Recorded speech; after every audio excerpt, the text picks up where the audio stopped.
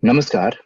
My name is Anvesh Jain. I'm a fourth year student here at the University of Toronto, and I'm presenting to you my paper on Jhandi, Desh, and Dharma, Hinduism and Ethnic Identity in the West Indies as a part of the HSC Waves Conference 2020-2021.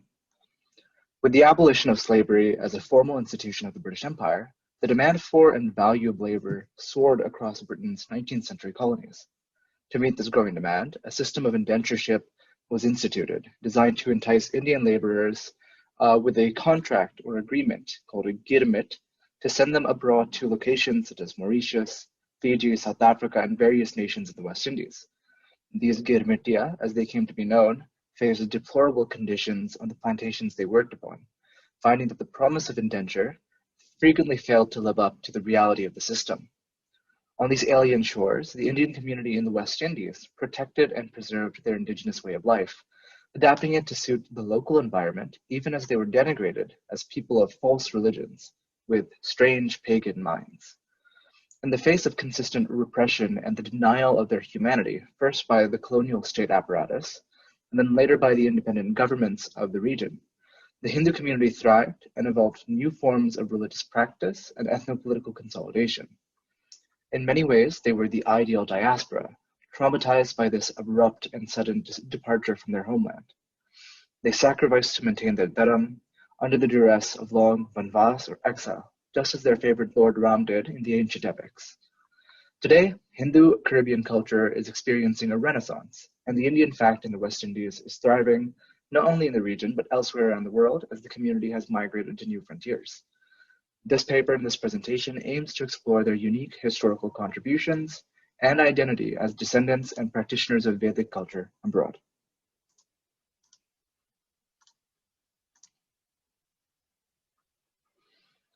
On the 5th of May, 1838, after a voyage of 112 days to the port of Calcutta, a sailing vessel christened the Whitby landed on the shores of then British Guyana, unloading its cargo of 249 indentured Indian laborers in South America.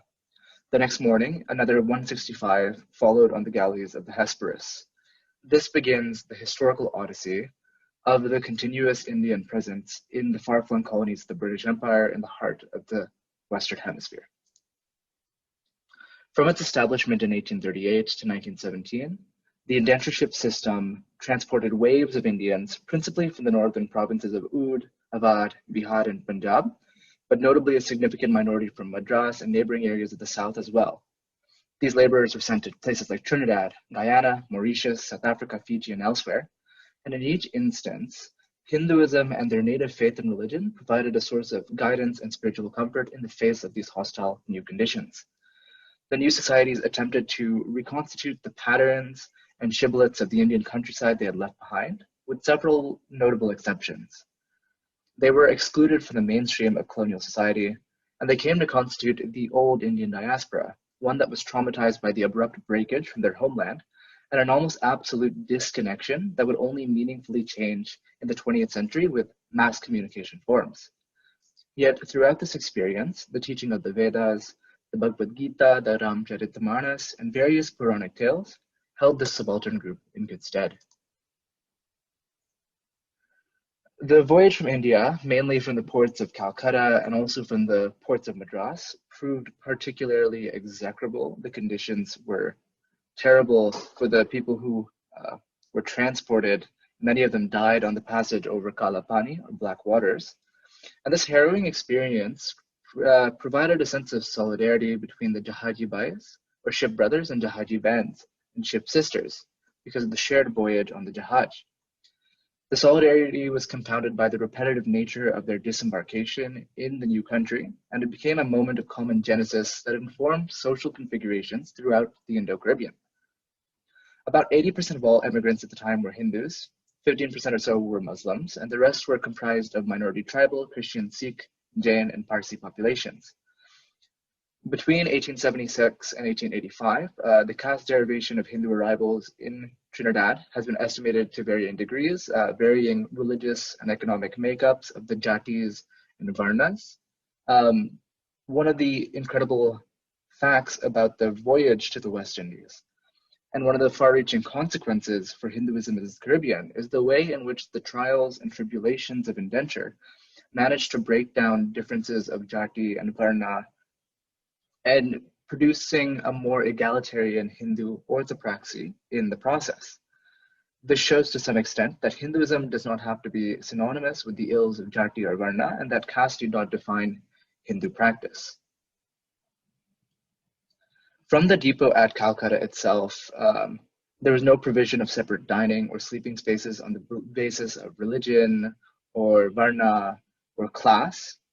Once the contract of indenture had been signed, meals distributed to the Girmitya were to be shared according to considerations of diet only.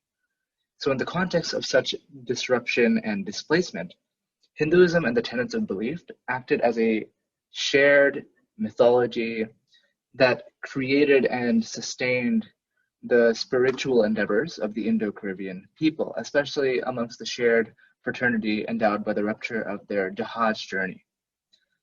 They were besieged on all sides by British imperial authorities, as well as the apparatuses of the later independent state, along their tenuous path to acceptance and citizenship.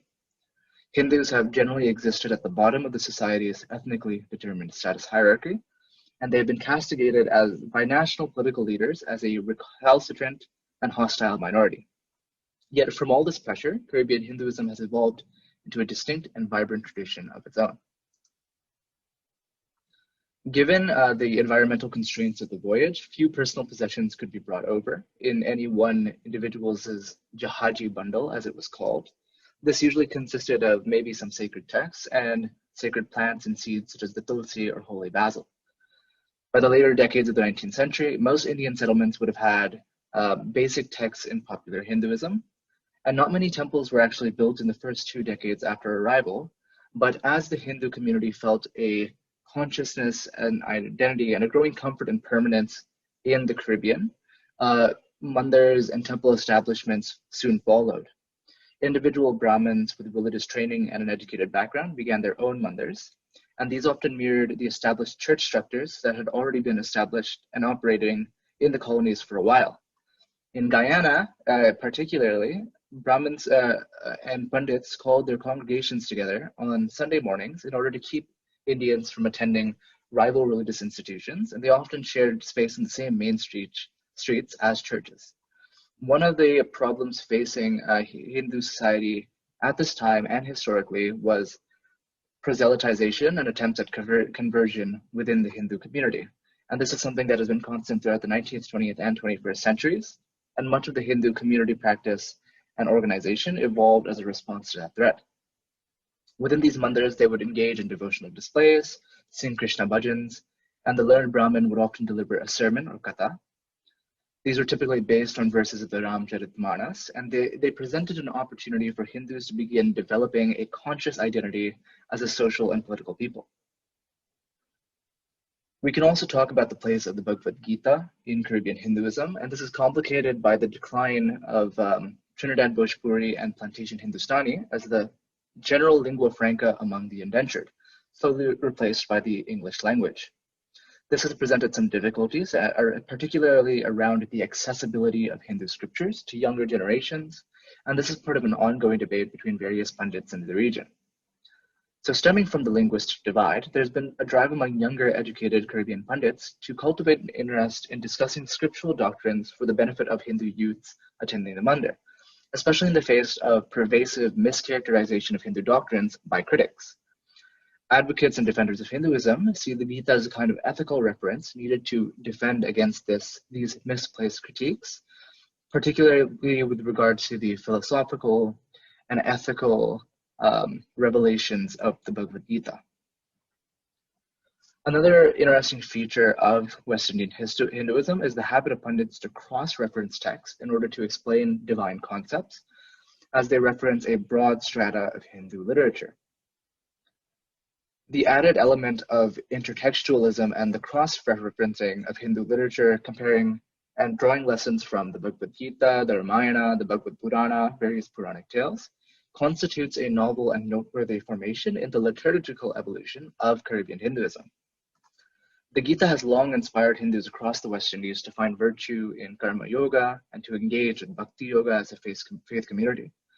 In 2010, the newly elected Trinidadian Prime Minister, Kamla Prasad Bisesar, swore her oath of office on the Bhagavad Gita. In 2012, university professor and activist Dr. Wayne Kublal Singh partook in a hunger strike against the development policies of that same prime minister, sitting on the chair in the middle of a main street with a copy of the Hindu holy book, the Bhagavad Gita, and a branch of the tulsi plant in his lap. So it's evident that the Gita has this profound capacity to sustain competing discourses of action and energy that are found in the Indo-Caribbean condition, even as most Hindus can express a greater fluency and popular identification with the Ramcharitmanas or the various Puranas. Uniquely within the framework of global Hindu ideation, the Ramcharitmanas is regarded as the central text of Hinduism in the Caribbean, to the extent that Tulsidas is frequently hailed as the father of Caribbean Hinduism. The emphasis on Lord Ram's exemplary figure is a key part of the Indo-Caribbean worldview. Sermons by pundits have historically expounded the unwavering faithfulness of Lord Hanumanji as well, a loving companion and humble devotee of Lord Ram on his journey, entreating Hindus to express loyalty to their Dharma even in times of difficult social circumstance. On every house and temple throughout the Indo-Caribbean, a sacred protective flag, or Jhanda, of Hanuman is planted in a show of ceremony and affirmation of the community's Hindu heritage. Advocates of muscular forms of Hinduism in the West Indies have praised Hanuman as a deity of strength, cherishing his role in upholding Ramraj as a system of good and just humanitarian governments. Speaking of politics, references and allegories to the Ramayana are increasingly found within Caribbean politics. Before general elections, newspapers advise constituents that Lord Ram advises us to choose leaders on merit and on the basis of evidence of their trustworthiness. Hindu prime ministers have chanted the Hanuman Chalisa in public platforms before. Errant politicians have been advised to repent for their treachery by going into Vanvas. Disputes within the ruling party in 2001 were likened to the abduction of Sita. And if a sleepy parliamentarian is caught napping in the legislature, they are often caricatured as the slothful Kumbhakarna. The furnishing of public cultures of Hindu prayer in the Caribbean has often correlated with the fortunes of the community itself.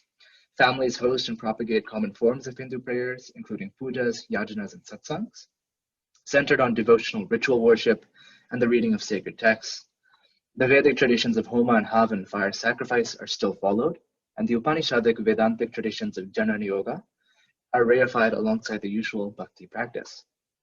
Festivals such as Diwali and Phagwa, as they call Holi, have functioned as critical avenues for Indian community buildings and the integration of Hindu cultures into various national and state paradigms. Since the early 20th century, elaborate Ramlila plays have been hosted in order to dramatize the encounter between dharmic and adharmic forces, culminating in the burning of huge Ravana effigies throughout the West Indies.